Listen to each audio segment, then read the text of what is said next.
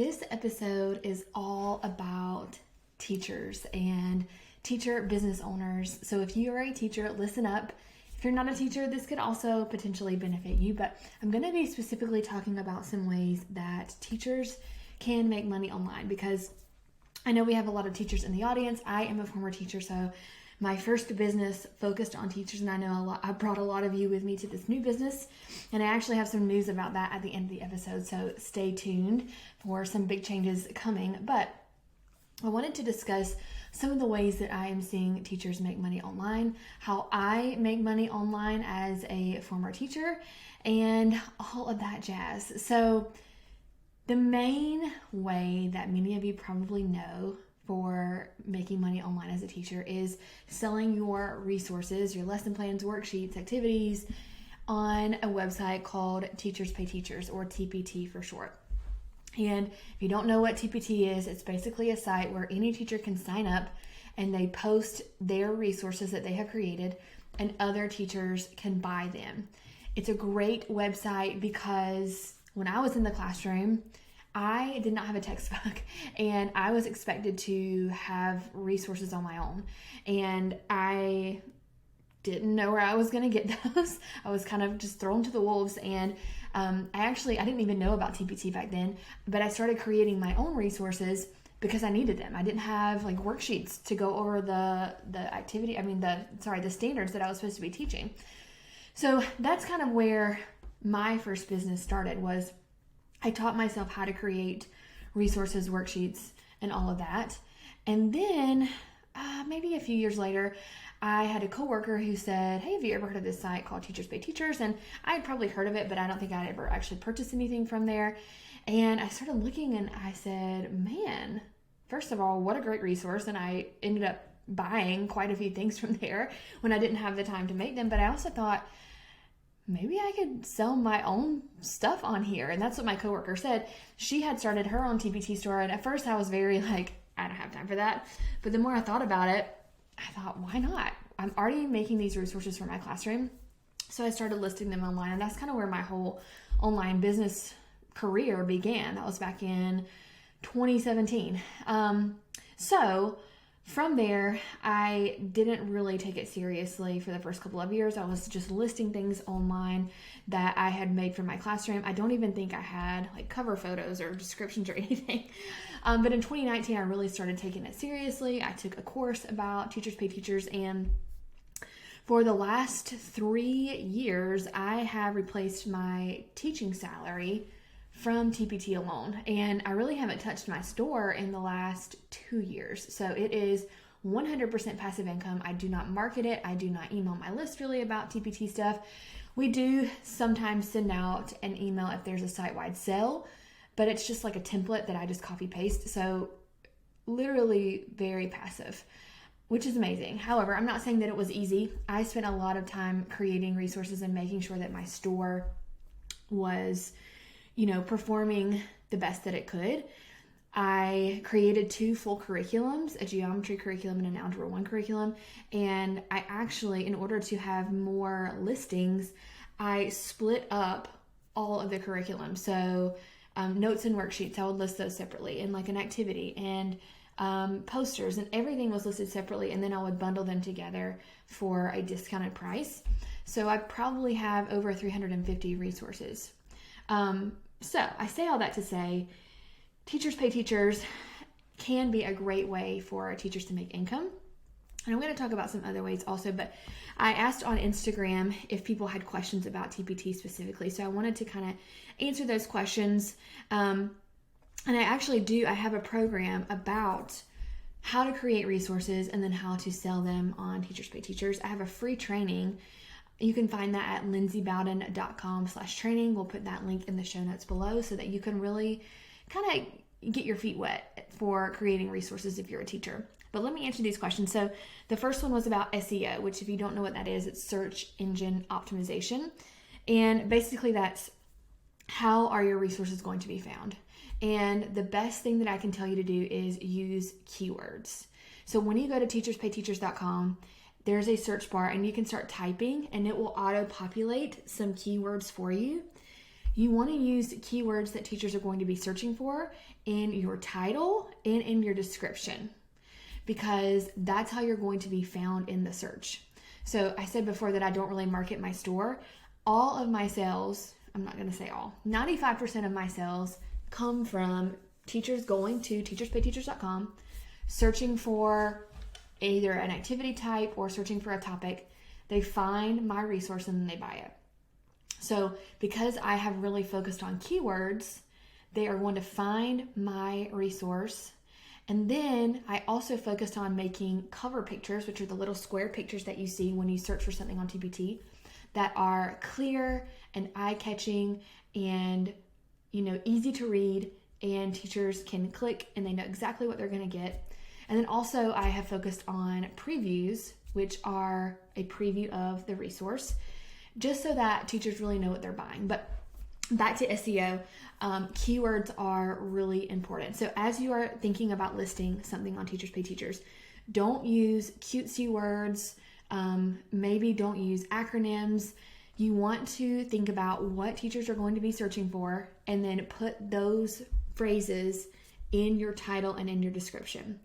So an example I like to give is, and if you're not a math person, this might not make sense, but you'll still be able to follow along. I used to teach geometry, and there is a topic, and usually it's called parallel lines cut by a transversal. But another phrase that people might be searching for that's talking about the same thing is special angle pairs. So I make sure to put both of those key words and phrases in my title and in my description so that whichever one teachers are going to type in the search bar, they're going to find my resource. So that's what you want to be thinking about.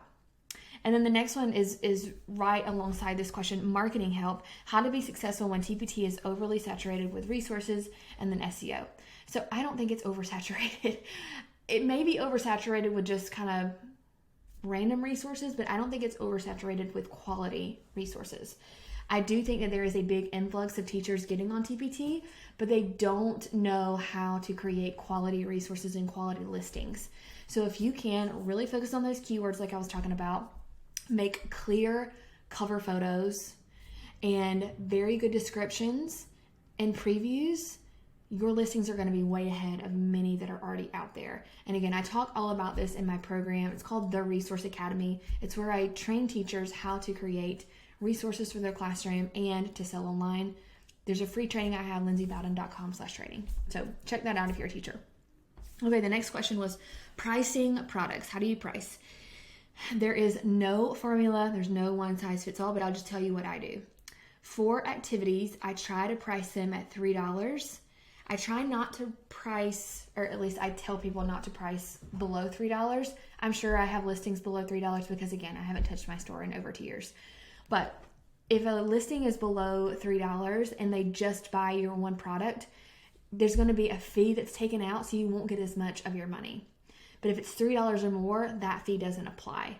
So that's why I say try to get your resource quality enough so that you feel comfortable listing at $3. So any activities, task cards, mazes, scavenger hunts, all of those I list for $3. For my notes and worksheets, because I'm high school math, I list those at 50 cents a page.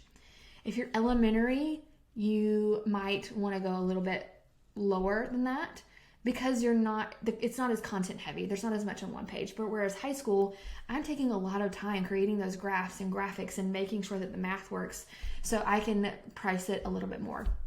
I would say if you're just really confused on how to price a product, try to search on TPT and find a similar product and kind of get a good average. You don't want to go super low because then people are going to say, why is this product so cheap? I don't understand.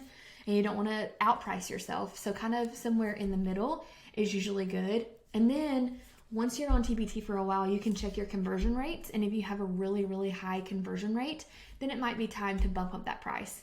A conversion rate means how many people buy versus how many people have seen the product. If, 50 people have seen the product and 25 of those people buy, that's a super high conversion rate of 50%. You may be able to bump up the price from there. I'm trying to think of other pricing that I use for study guides and tests. Those are $5. Again, it's math heavy. It's graphics and graphs. Posters, it just depends on how many posters there are. So again, just kind of search for similar products and find a good average. And then the last question I got was selling on your own website and not just TPT. So I do have my own website, lindsaybowden.com. It's a WordPress site, and I do have my resources listed on there. I made a WooCommerce store, and I sell on my own website as well. I do not make nearly as much money from my own website as I do from TPT. And I have pretty good traffic to my site because I spent a lot of time back in 2019 and 2020 blogging.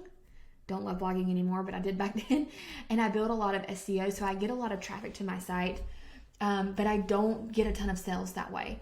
I get way more sales on TPT, and I think that's for a few reasons. A lot of teachers know TPT, so instead of going to Google to search for something, they may just go to teacherspayteachers.com to search. Also, TPT has a good reputation.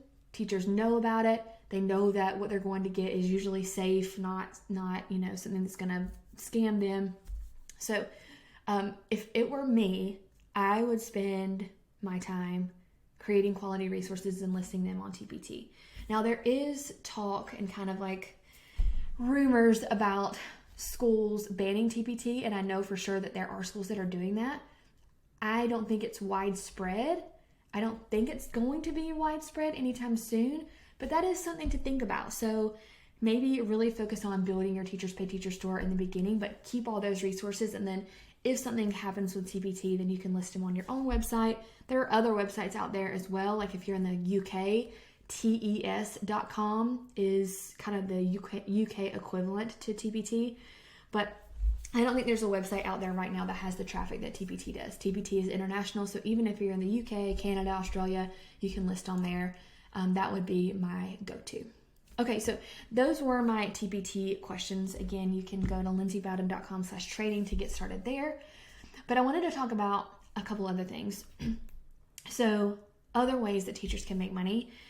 And this also kind of leads into the announcement that I wanted to talk about. And I'm really going to talk about that next week when we wrap up season 1 of the Course Creation Mama podcast. But we are going to be making a shift to not only talking about courses, but talking about digital products as a whole.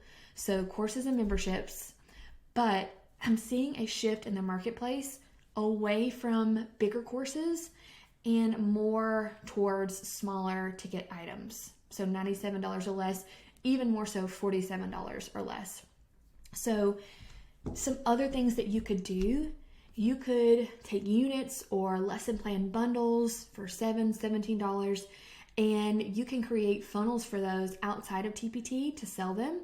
So some things I'm seeing are from Instagram Reels, setting up Instagram Reels that are connected to ManyChat, which is an automated DM service. I'm going to talk more about this next week, so make sure you come back next week. But to sell those outside of TPT. And those quick, smaller purchases I am seeing doing very well on social media.